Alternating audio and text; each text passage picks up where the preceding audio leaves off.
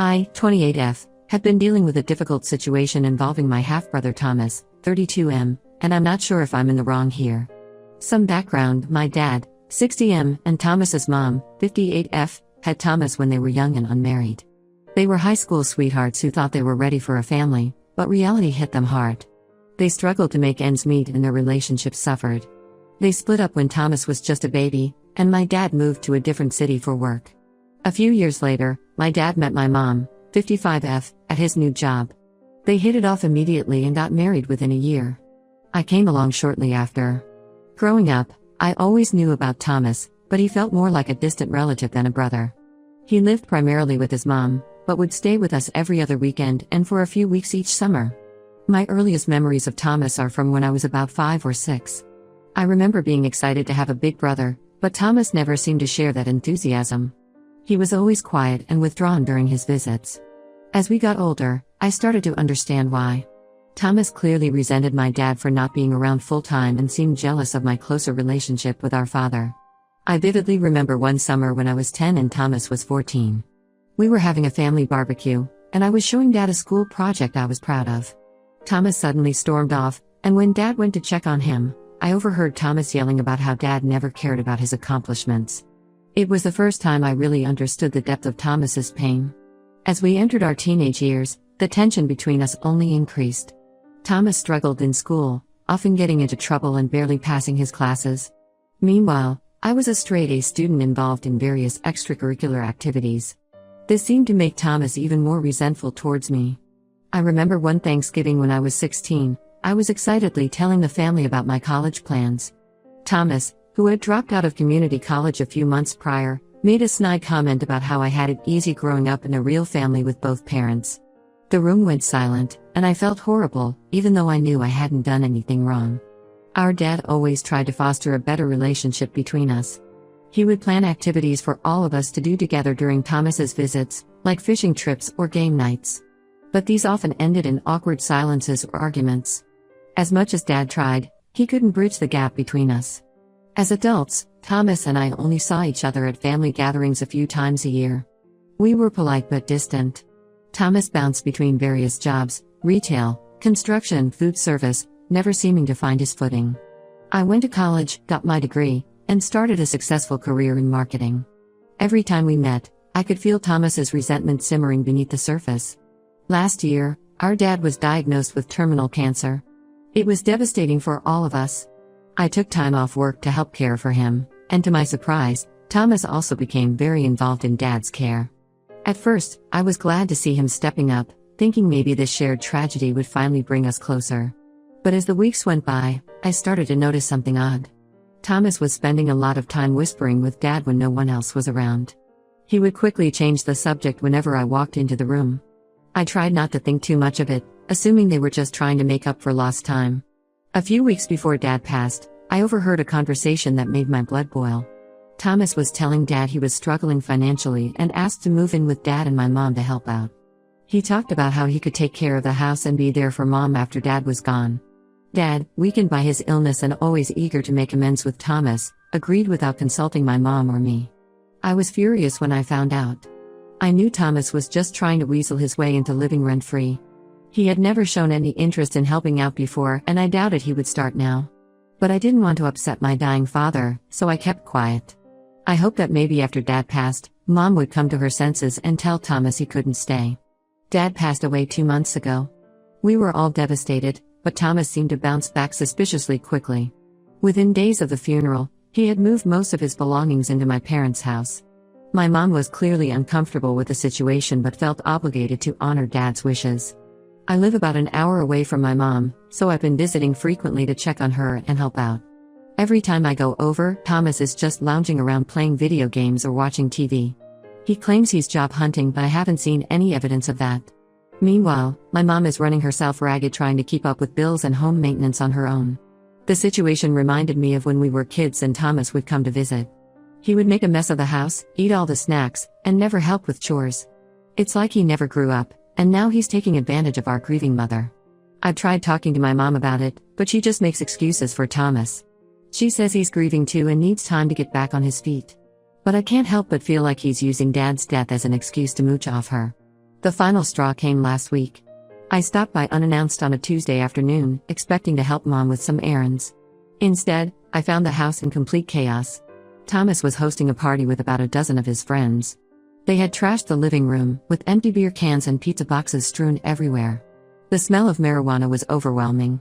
I found my mom hiding in her bedroom, too afraid to confront them. She was in tears, saying she had asked Thomas not to have people over, but he had ignored her. I was livid.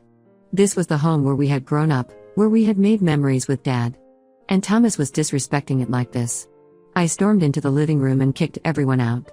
Thomas tried to argue with me, slurring his words and reeking of alcohol. I told him he needed to move out immediately. He got angry and said I had no right to kick him out of his house. He claimed Dad had promised him he could live there as long as he wanted. I don't believe that for a second. After everyone left, I called a family meeting with my mom and Thomas. I laid out all the reasons why Thomas needed to leave. He's not contributing financially, he's taking advantage of my grieving mother, and he's disrespecting our father's memory with his behavior. My mom tearfully admitted she wants Thomas to leave but is afraid of going against Dad's supposed wishes. Thomas exploded in rage. He called me a selfish bitch and said I was trying to rob him of his inheritance. He brought up all sorts of childhood grievances, saying I always got everything while he got nothing. He stormed out and has been ignoring my calls and texts. I'm at my wit's end. I want to protect my mom and preserve my dad's legacy, but I don't want to betray his final wishes if he really did promise Thomas could stay. Am I the asshole for insisting Thomas move out? Should I back off and let my mom handle this? I'm totally lost on what to do next. Update 1, it's been about a month since my last post and unfortunately things have only gotten worse. I really appreciate all the advice and support from everyone who commented. After the blow-up with Thomas, I decided to take a step back and let my mom handle the situation for a while. I was hoping she would find the courage to stand up to Thomas on her own. Big mistake. I got a frantic call from my mom last week. Apparently, Thomas had convinced her to add him to her bank accounts just in case something happens. He claimed it was for her protection, but I knew he was up to no good. This reminded me of a similar incident from when we were teenagers. Thomas had convinced Dad to co-sign on a car loan for him, promising he would make all the payments. 6 months later, the car was repossessed because Thomas hadn't made a single payment. Dad ended up having to pay off the loan to save his credit score. I should have remembered this and been more vigilant. When I went over to investigate, I discovered Thomas had drained several $1,000s from my mom's accounts. He claimed it was to pay bills but couldn't produce any receipts. My mom was distraught but still reluctant to kick Thomas out. I started digging deeper and found out Thomas had been using Mom's credit cards too. He had maxed out 2 of them on online gambling sites and various bars around town. It was clear he was spiraling out of control, but Mom was still making excuses for him. I tried talking to Thomas about it, hoping to appeal to whatever sense of family he had left. I reminded him of all the times Dad had bailed him out in the past, the car loan, paying off his student loans, even covering his rent a few times when he was between jobs. I thought maybe if he remembered Dad's generosity, he'd feel guilty about taking advantage of Mom. But Thomas just laughed in my face. He said Dad owed him for all the years he wasn't around, and now Mom owed him too. He even had the audacity to say that since I had a good job, I should be the one supporting Mom, not him. I'd had enough at this point. I contacted a lawyer friend who specializes in elder law. She confirmed that since there's no written agreement, Thomas has no legal right to stay in the house. She helped me draft an official eviction notice giving Thomas 30 days to vacate. When I served Thomas the notice, he completely lost it. He started screaming about how I was trying to rob him of his inheritance, and that Dad would be ashamed of me. He even tried to guilt my mom by saying she was choosing me over him, just like Dad did when we were kids. This brought back memories of similar tantrums Thomas would throw when we were younger. Anytime he didn't get his way, he would accuse Dad of favoring me. It didn't matter if it was about curfews, allowance, or punishments for breaking rules. Thomas always played the victim. I stood my ground and told Thomas he had no choice, he needed to be out in 30 days or we'd involve the police. He stormed off to his room and has been sulking ever since. My mom is a wreck over all of this. She keeps saying she's failed as a mother and that Dad would be so disappointed in how things turned out. I'm trying to reassure her that she's doing the right thing, but it's been tough. To make matters worse, I discovered Thomas has been badmouthing me to our extended family. He's painting himself as the poor, grieving son who's being cruelly evicted by his heartless sister. Some relatives have been calling to berate me for my actions. This isn't the first time Thomas has turned family members against me. When we were kids, he would often tell our grandparents that I was mean to him or broke his things, even when it wasn't true. It always worked, and I would end up being scolded while Thomas smirked behind their backs. I'm standing firm in my decision, but I'd be lying if I said all of this wasn't taking a toll on me. I miss my dad terribly and wish he was here to help sort this mess out. But I know I'm doing what needs to be done to protect my mom and honor my dad's memory properly. The next 30 days are going to be tense as we wait for Thomas to move out. I'm staying with my mom as much as possible to keep an eye on things. I just hope Thomas leaves quietly without causing any more drama. Update 2. It's been 2 months since my last update, and I'm relieved to say that Thomas is finally out of my mom's house. But the aftermath has been messy, to say the least. Thomas waited until the very last day of the 30-day notice to move out.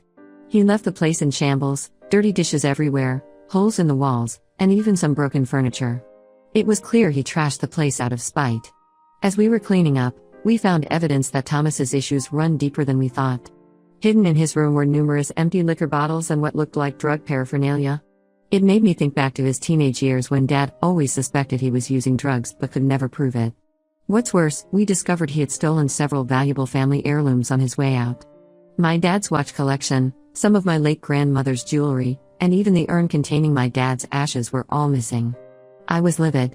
The watch collection was especially painful. Dad had started it when Thomas was born, adding a new watch for each of Thomas's birthdays.